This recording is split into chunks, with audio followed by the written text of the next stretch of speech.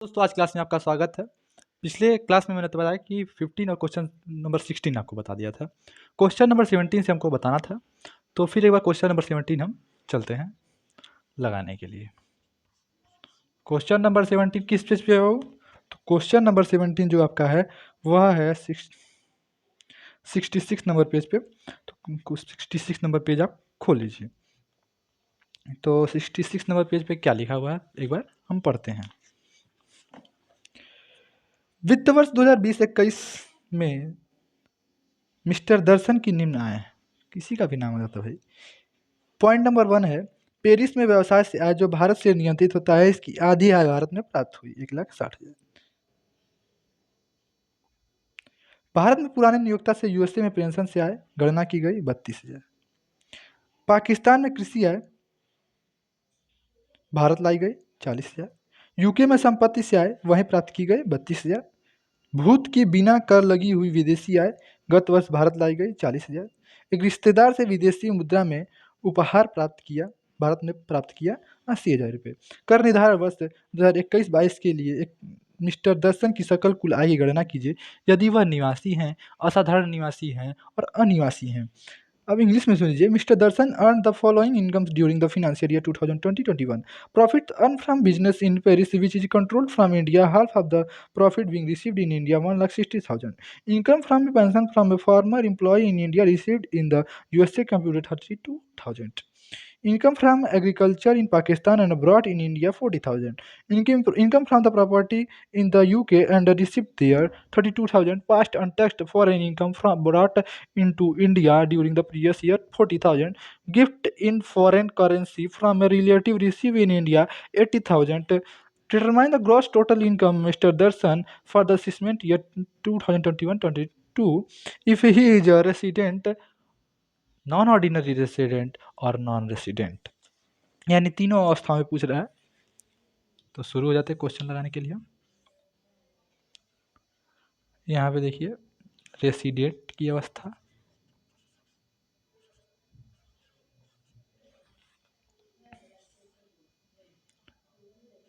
Non ordinary,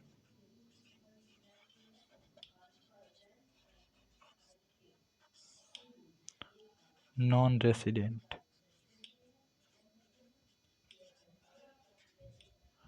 ठीक है, ये रहा आपका पार्टिकुलर्स।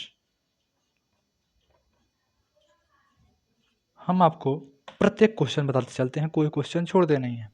ठीक है, तो क्वेश्चन नंबर 17 में दिया गया था बाबू आपको,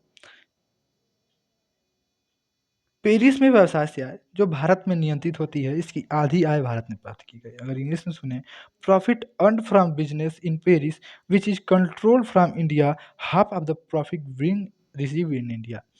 तो पॉइंट नंबर 1, कहीं से भी पैसा आए, क्या मतलब है, भारत में आ रहा है ना, ऑर्डिनरी रेसिडेंट अगर हैं आप तो आपको भुगतान करना है, यानी टैक्स पेड करना है। तो रेसिडेंट की अवस्था में तो सिंपली 1,60,000 रुपीज़ आप दिखा दिए।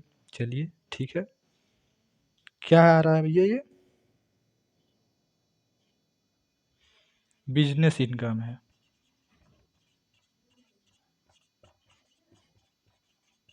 ये क्या है, बिजनेस इनकम है। 1,60,000 रेसिडेंट की अवस्था में दिखा दिए। अब ये देखिए ध्यान से पढ़िए, कर रहा है भारत से नियंत्रित है, कंट्रोल फ्रॉम इंडिया। और जब कंट्रोल फ्रॉम इंडिया है, वह बिजनेस है, तो इसके पहले भैया 16 क्वेश्चनों में, हम 16 क्वेश्चन में यही आपको बताते चले आ रहे हैं कि अगर कंट्रोल बिजनेस हो रहा है, क्या चीज़ बिजनेस हो रहा है, कंट्रोल हो रहा है, तो वह नॉन ऑर्डिनरी रेसिडेंट की भी अवस्था में लिखा जाएगा। तो 1,60,000 लिख देंगे, आपको कोई दिक्कत नहीं हुई।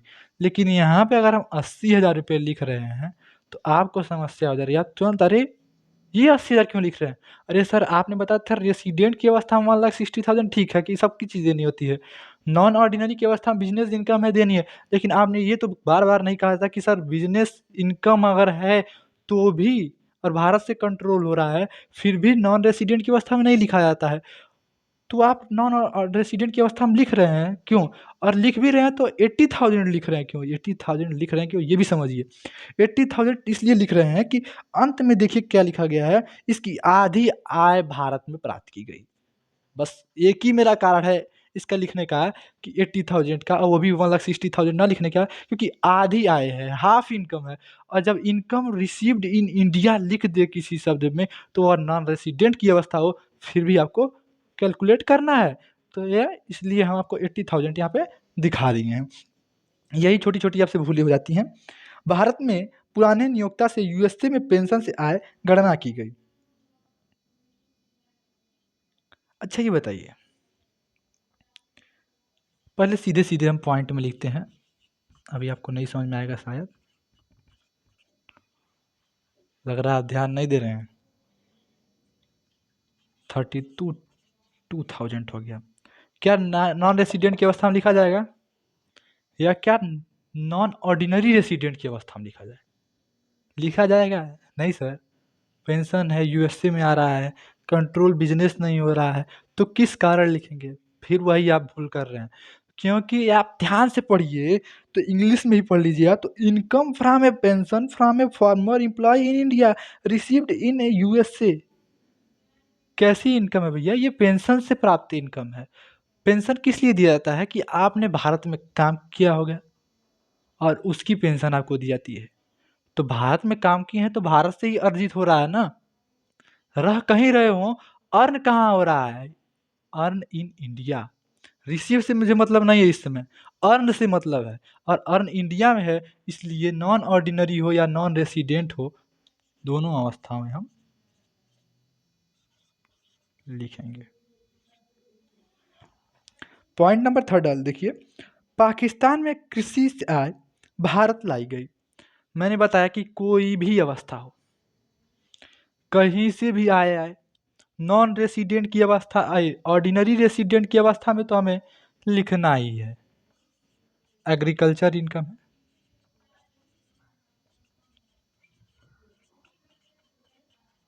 ठीक है। कितना बाबू? एग्रीकल्चर इनकम जो इनकम है जो 40,000 है आपका, तो रेसिडेंट की तो अवस्था में आपने लिख दिया। क्या ये नॉन रेसिडेंट की अवस्था में आएगा? नहीं आएगा। सिंपली क्या बताएं, बिजनेस इनकम नहीं है तो नहीं आएगा, सिंपली आप समझ गए।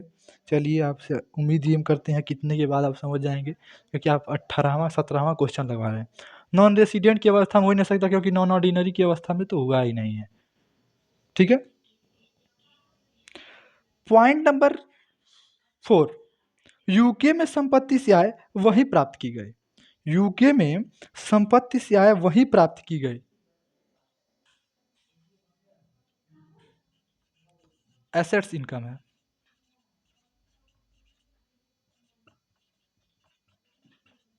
यानी कैपिटल इनकम जो भी कहिए आप। तो यहाँ पे तो जानते हैं कि किसी भी चीज़ से आय हो, प्राप्त हुई है तो ऑर्डिनरी रेसिडेंट की अवस्था में तो वहाँ पे लिखा ही जाएगा। और ऑर्डिनरी की अवस्था में अगर लिखा जाएगा तो कितना लिखा जाएगा? तो ये 32,000 लिखा जाएगा। चलिए आप इतना समझिए। एसेट्स इनकम है, कंट्रोल ना हो रहा है, ना तो बिजनेस का है, नॉन ऑर्डिनरी अवस्था में लिखेंगे? नहीं लिखेंगे। नॉन रेसिडेंट की अवस्था में लिखेंगे? नहीं लिखेंगे। तो ये पॉइंट नंबर 4 आपको शायद समझ में आ गया हो। पॉइंट नंबर 5, अगर आपको कोई भी परेशानी होती है तो एक बार कमेंट बॉक्स में जाके आप कमेंट कर सकते हैं, हम आपको सही से समझा देंगे। पॉइंट नंबर 5 में बोलता बाबू कि भूत की बिना कर लगी हुई विदेशी आय गत वर्ष में भारत लाई गई।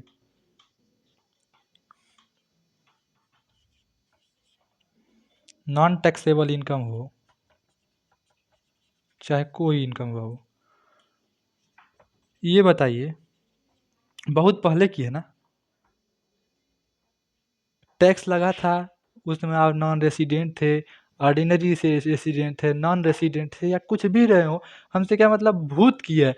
मैंने आपको 2 पॉइंट्स बताए थे कि भूत की अवस्था में, यानी 2 साल 4 साल पहले की आय हो, वो भारत लाया जाए, उस अवस्था में नहीं लिखा जाता है। और दूसरी अवस्था है कि जब आपको कोई गिफ्ट दे, उस अवस्था में नहीं लिखा जाता है। तो यहाँ पे सिंपली इसको हम नहीं लिखेंगे, चाहे वह कोई भी अवस्था हो। पॉइंट नंबर 6 पे आ जाते हैं हम। पॉइंट नंबर 6 में वो क्या बोल रहा है कि एक रिश्तेदार से विदेशी मुद्रा में उपहार में प्राप्त किया गया। अब इसको अगर इंग्लिश में बोले gift in foreign currency from a relative received in India. तो मैंने आपको अभी जस्ट पहले ही बताया कि अगर गिफ्ट है तो उस अवस्था में भी नहीं लेंगे। अगर आपके रिश्तेदार ने कोई आपको गिफ्ट दे, आपके विवाह में गिफ्ट ले भैया लीजिए, तो क्या उसको भी आप इनकम टैक्स में ले लेंगे? नहीं, उसको नहीं लेते हैं भैया। तो गिफ्ट कितना है बाबू? अरे भैया कितना भी हो, जब लिखना ही नहीं तो कंप्यूट करने की ज़रूरत नहीं। 1,92,000, 2,32,000, 2,64,000। तो यहाँ पे सिंपली आप ऐड करेंगे तो 2,64,000 आ जाएगा। ये भी 1,92,000 आ जाएगा और ये 1,12,000। ये हो गया आपका टैक्सेबल इनकम। सिंपली आपने देखा, बहुत ही आसानी से मैंने आपको बताया। तो ये क्वेश्चन नंबर 17 आपका क्लियर हो गया। आप एक बार स्क्रीनशॉट ले लीजिए जिससे हम क्वेश्चन नंबर 18 पे चलें और उसको भी आपको समझा दें।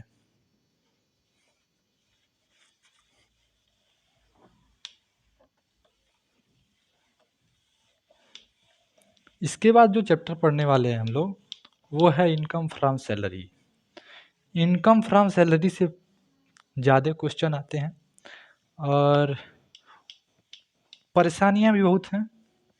आप क्वेश्चन पे चलेंगे तो आपको समझ में आएगा कि इनकम टैक्स क्यों इतना डेंजरस माना जाता है सभी सब्जेक्टों में। चलिए क्वेश्चन नंबर 80 में चलते हैं। बहुत ही साधारण सा क्वेश्चन है, बहुत साधारण सा इसका आंसर आने वाला है, बट आप कंफ्यूज हो जाते हैं बाबू। कंफ्यूज मत हुआ कीजिए, आंसर के पीछे मत भागिए, क्वेश्चन को समझने की कोशिश कीजिए। लगभग लगभग हम क्या करते हैं कि उस क्वेश्चन को समझने की कोशिश नहीं करते हैं, आंसर के पीछे भागते हैं और हमारी आंसर गड़बड़ हो जाते हैं। तो प्रश्न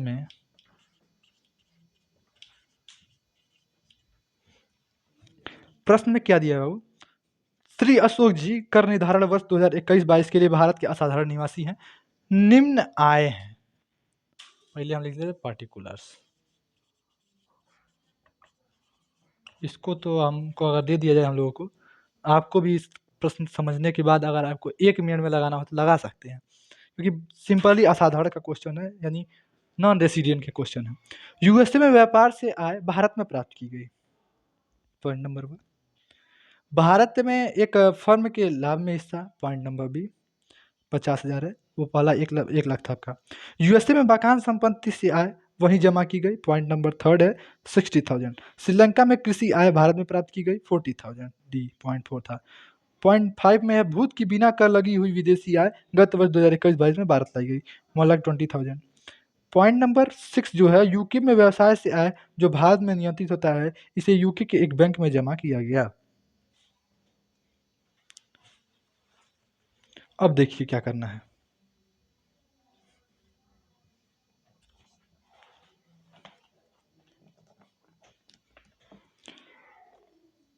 पॉइंट नंबर 1, यूके में व्यवसाय से आय भारत में प्राप्त की गई। इनकम रिसीव्ड इन इंडिया, जब रिसीव होता है तो सिंपली हम कहते हैं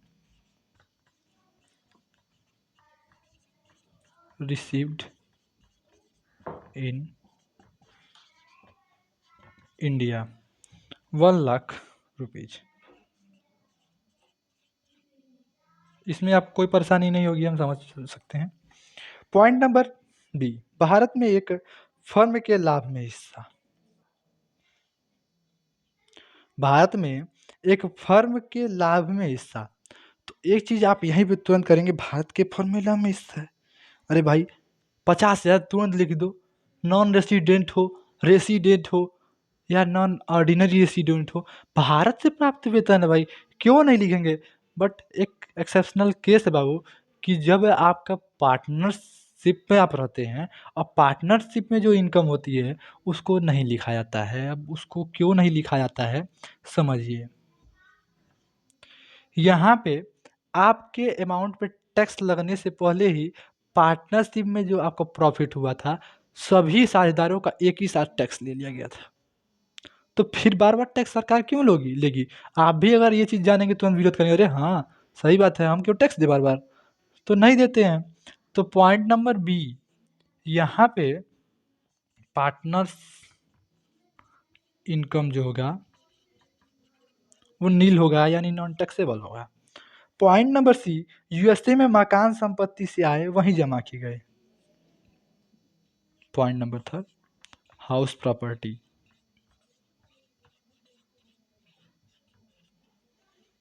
हाउस प्रॉपर्टी का आप नॉन रेसिडेंट में ले सकते हैं, नहीं ले सकते हैं। यही गलती लोग कर देंगे अभी अमाउंट लाने चक्कर में। 1,50,000, 60,000, 2,10,000 आंसर आ गया, बट नहीं बाबू, वहाँ नहीं जाना है हमें। श्रीलंका में कृषि आय भारत में प्राप्त की गई। अब यहाँ पे आया है श्रीलंका में कृषि आय भारत में प्राप्त की गई, और जब भारत में प्राप्त की जाएगी, received in India agriculture income, cultural income, तो ये क्या करेंगे हम इसको लिखेंगे, और ये अमाउंट कितना है, तो ये आपका अमाउंट है 40,000 रुपीज। इसको क्या करेंगे, लिखेंगे। पॉइंट नंबर 5 ध्यान से देखिएगा, भूत की बिना कर लगी हुई विदेशी आय गत वर्ष भारत में लाई गई। भूत की बिना कर लगी हुई विदेशी आय भारत में इस वर्ष लाई गई, यानी 2021-22 में। आप जानते हैं कि जब वो ऑर्डिनरी भी रेसिडेंट हो, अब भूत की कर लगी हुई आय हो, तो हम नहीं लेते। तो नॉन रेसिडेंट की क्या औकात है, यहाँ पे इस तरह बोल सकते हैं, यानी उसका कोई मतलब ही नहीं बनता है। सिंपली आप कह सकते हैं कि यहाँ पे नहीं लगेगा। पास्ट टैक्सेबल इनकम, जो कि नील कर दिया जाएगा। अब देखिए पॉइंट नंबर 6 देखने वाली, यूके में व्यवसाय से आय जो भारत से नियंत्रित है, इसे यूके में एक बैंक में जमा किया गया। भारत में व्यवसाय से आय है और यह असाधारण निवासी है, ऑर्डिनरी, नॉन ऑर्डिनरी,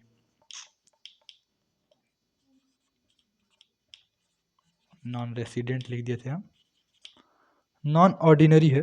तो वहां पे तो जब सीधे सीधे बिजनेस कंट्रोलिंग की बात आ रही है, कहाँ से कंट्रोल हो रहा है बाबू, भारत से हो रहा है, कंट्रोल्ड फ्रॉम इंडिया। और जब कंट्रोल फ्रॉम इंडिया होगा, तो यहाँ पे आपको 70,000 रुपये लिखने में कोई आहस नहीं लगेगा, मतलब थोड़ी सी भी दिक्कत नहीं आएगा, क्योंकि कंट्रोल फ्रॉम इंडिया है। और जब कंट्रोल फ्रॉम इंडिया है तो ऐड कर लेते हैं, और आपका आंसर सीधे सीधे 2,10,000 टैक्सेबल इनकम आ जाएगा।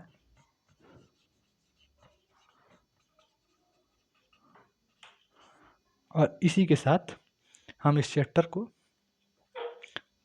मतलब इस क्वेश्चन को समाप्त करते हैं। आप स्क्रीनशॉट ले लीजिए, हट जाते हैं। ये रहा क्वेश्चन नंबर 18 है बाबू, ये 17 ही लिख के छोड़ दिए हम। क्वेश्चन नंबर 18 था, इसका इनकम आया 2,10,000, पेज नंबर 67। तो अगली क्लास में हम आपको बताएंगे 19, 20 और 21 के बारे में। उससे पहले आपको हमारे चैनल को एक बार सब्सक्राइब करना जरूरी है भाई। सब्सक्राइब करेंगे तो भी तो आपके पास नोटिफिकेशन जाएगा, और वो भी नोटिफिकेशन में आप जाके बेल आइकन दबा के वहाँ पे ऑल करेंगे, तभी आपके पास नोटिफिकेशन जाएगा। वरना आप सब्सक्राइब तो रहेंगे, बट आपको मैसेज नहीं जाएगा कि ये क्वेश्चन सर आपको बता रहे हैं, या ये क्वेश्चन लगाया जा चुका है, अब इसको आप पढ़ लीजिए। तो इसलिए आपको ऑल करना चाहिए, और लाइक और शेयर करने में क्या आता है आपका। तो एक बार शेयर करेंगे तो आपके दोस्त भी आपसे जुड़ के आपके साथ पढ़ेंगे, और लाइक करेंगे तो मेरी वीडियो जो होगी इंक्रीजमेंट करेगी, सबके पास पहुंचेगा, उसका इंप्रेशन अच्छा होगा।